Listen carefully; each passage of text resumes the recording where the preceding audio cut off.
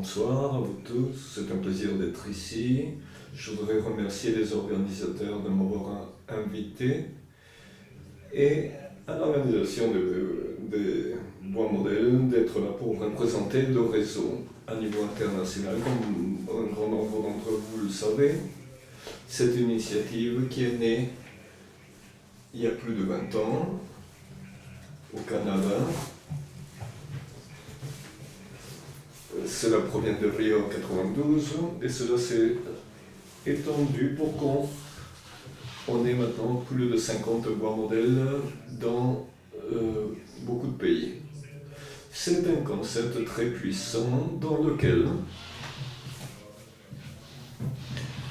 mon institution, moi je travaille pour le 4e qui est à son siège en Costa Rica mais qui travaille pour l'Amérique latine et les Caraïbes. On a vu beaucoup de potentiel possible pour optimiser l'impact de notre travail.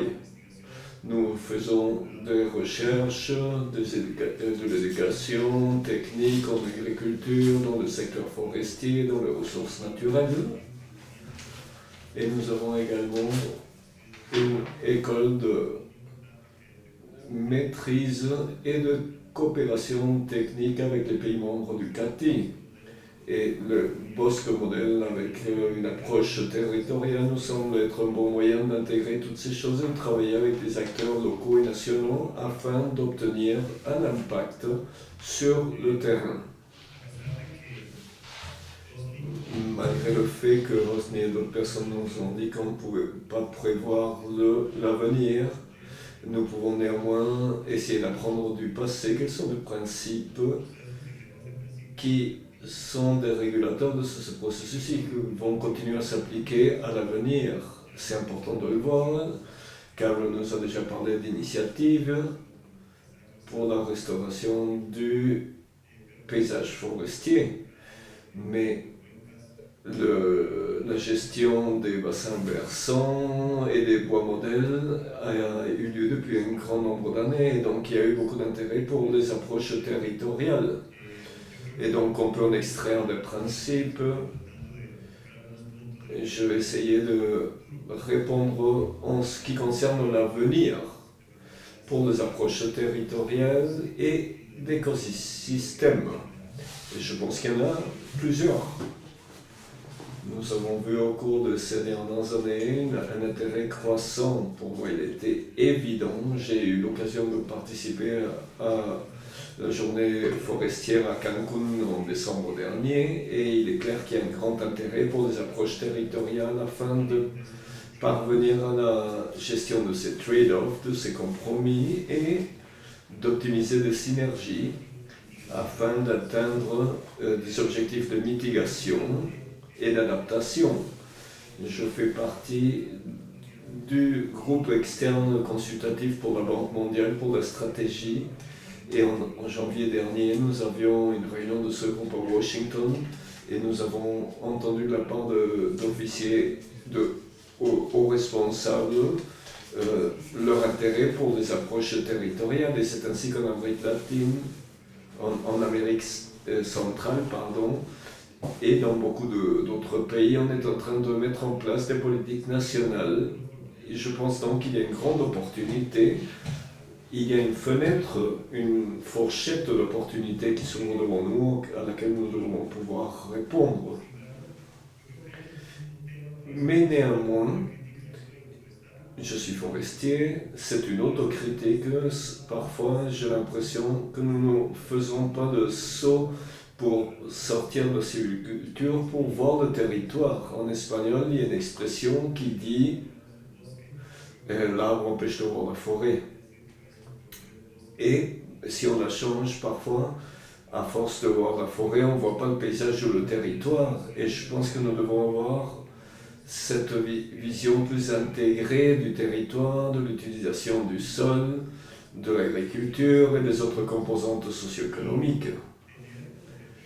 Et notre objectif, et j'ai bien aimé la diapositive de Carole, parce que c'est un des objectifs qu'on doit poursuivre, c'est d'optimiser la capacité de chaque territoire afin de produire de façon durable les biens et services écosystémiques propres à ce territoire.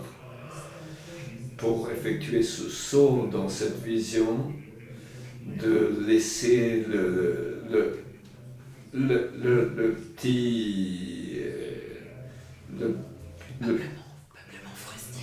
petit espace pour passer au territoire, l'échelle nationale, l'échelle globale, le petit peuplement forestier, faire ce saut vers le national, vers le local et vers le global.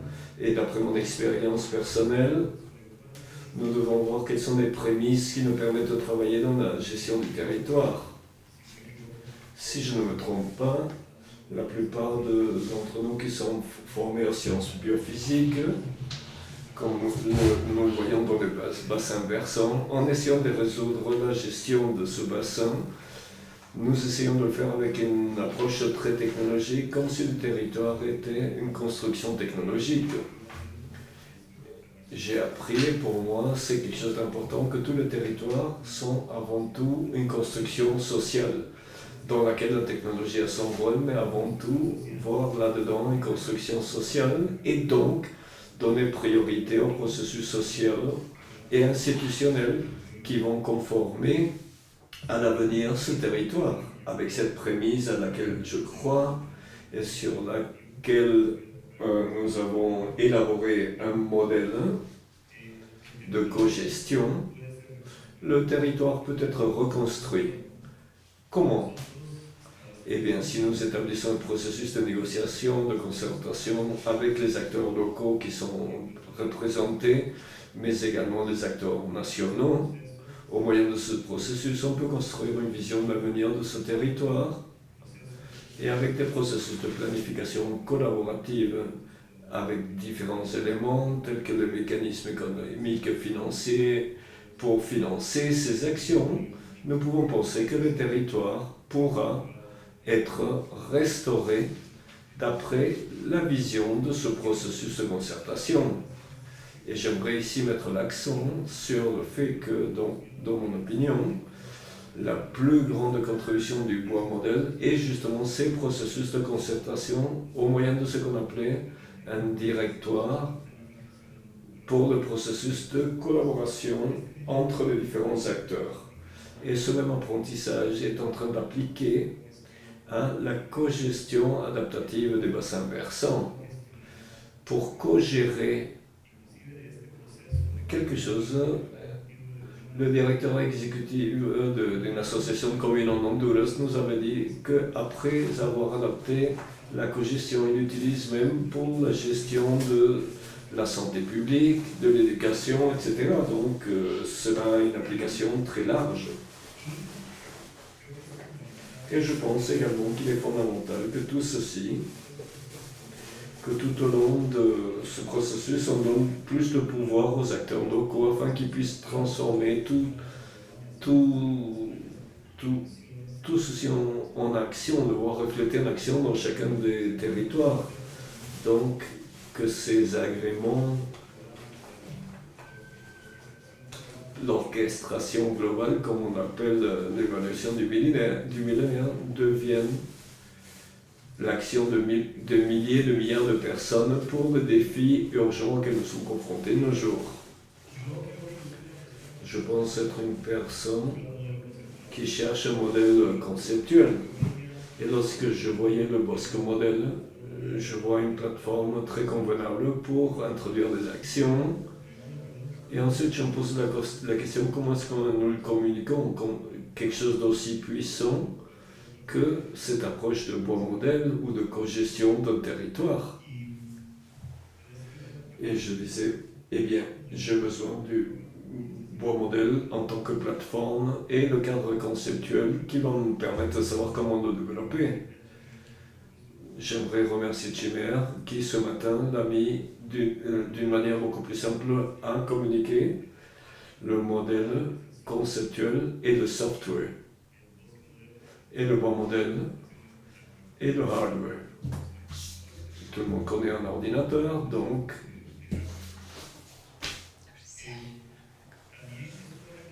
ceci va à son tour une éducation moins réductionniste des opérateurs pour des professionnels. Non seulement ce type-là, mais tous les professionnels qui pourront faciliter les processus où il y a différentes disciplines.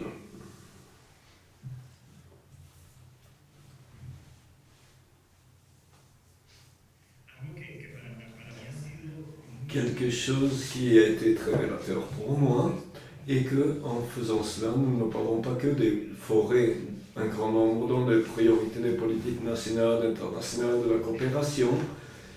Les ressources naturelles ou forestières sont prioritaires et en ce moment, la gouvernance et la démocratie sont importantes.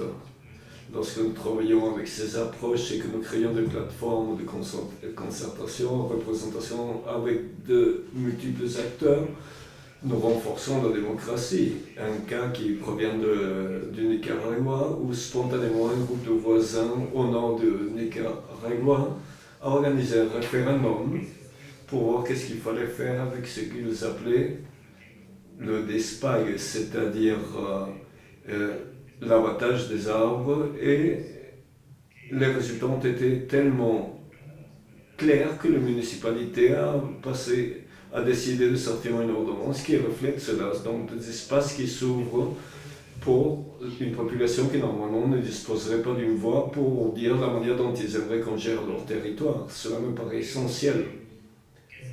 Je pense qu'il est important de renforcer cette interface entre la science et la politique. Traditionnellement, ces secteurs ont été un peu éloignés l'un de l'autre. Je vais en parler un peu plus tard. Le territoire peut devenir cette plateforme qui va créer des liens, d'établir des connexions entre des secteurs qui traditionnellement ont été séparés. Le secteur privé qui se plaignait du fait que le secteur public ou l'académie sont divorcés. Ce territoire me semble être une opportunité pour que des praticiens, des académiciens, des politiciens, des consultants politiques puissent travailler ensemble. Pour ce qui est des alliances et de la collaboration, j'aimerais d'abord présenter, féliciter les organisateurs de cet événement, puisqu'ici on a essayé de les mettre ensemble. Mais pour les bassins hydrographiques en Amérique centrale, hier, Jeff McNeil commentait certaines expériences locales où les mêmes principes étaient applicables. Et je pense que c'est important de voir tout cela. Et que pour avoir encore plus d'impact, il faut bien se poser la question s'il veut mettre un nom spécial à chacune de ces approches, parce que nous allons finir par confondre tout le monde, mais savoir plutôt quels sont les éléments centraux pour ne pas perdre les opportunités d'incorporer ces nouvelles approches dans les sujets territoriaux. Avec le sujet de Red Plus, il y a de grandes occasions pour la gouvernance à un niveau local, pour l'approche territoriale, mais nous devons le penser davantage, le ficeler pour pouvoir le communiquer d'une manière plus efficace. Et pour la dernière question, qui est en rapport avec comment avoir un impact sur la conception des politiques, j'ai pensé à l'expérience que nous avons eue avec la gestion durable des ressources forestières. Il y a un peu plus de 20 ans, je me souviens d'un rapport de la ITTO, de Duncan et d'autres acteurs. Et il y avait un panorama très critique qui avait eu très peu d'avancement dans cette gestion durable des forêts, vers 90-91. Il y a eu une définition sur la gestion durable avec des critères indicateurs de ce que cela était. Et à partir de là, on a développé une série de processus que nous connaissons tous, la FAO, a été à l'origine cela, le processus pan-européen de Helsinki, au Canada également, en tant que critère indicateur, et ceci a donné lieu à des politiques. Il y a eu des grandes avances, et de là provient aussi la certification forestière. Maintenant, nous avons une série de schémas de certification forestière, ce qui a donné lieu à son tour aux soft and hard policies. C'est donc un processus que nous pouvons réviser et voir comment nous pouvons apprendre de ces approches territoriales afin de mieux comprendre et mieux communiquer ce que veut dire une gestion forestale territoriale. Nous devons également penser à pourquoi ne pas lancer une initiative globale très ambitieuse. Tous ceux qui sont ici et ceux qui manquent encore, afin de pouvoir présenter à niveau mondial une gestion territoriale. Et cela pourrait être un rôle pour le CPF. Mais ici, j'aimerais éclaircir quelque chose, que ce ne soit pas exclusif pour les membres du CPF, mais afin d'avoir un impact, un processus d'inclusion, parce qu'il y a un grand nombre d'institutions qui se trouvent présentes ici et qui veulent faire partie de ce qu'on appelle une initiative globale, ambitieuse, basée sur la collaboration. Il est également important, et cela a été mentionné hier, que nous devons communiquer mieux ce que nous faisons, et en particulier aux décisionnaires politiques. Un grand nombre de fois, ceux qui avons été dans la science, nous ne savons pas très bien le faire, mais il y a eu des avancements.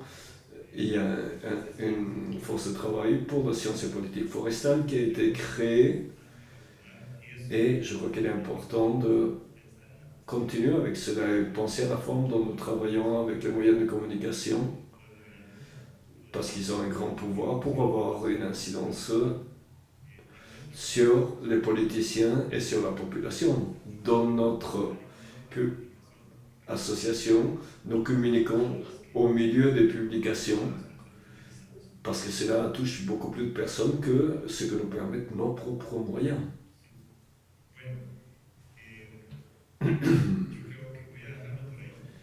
Je vais en rester là. J'aimerais simplement mettre l'accent sur le fait qu'il faut laisser un espace important pour les acteurs locaux. Et c'est au moyen de ce processus de concertation où les acteurs locaux pourront définir le rôle et la gestion des ressources naturelles à l'intérieur de ces espaces territoriaux. Merci beaucoup.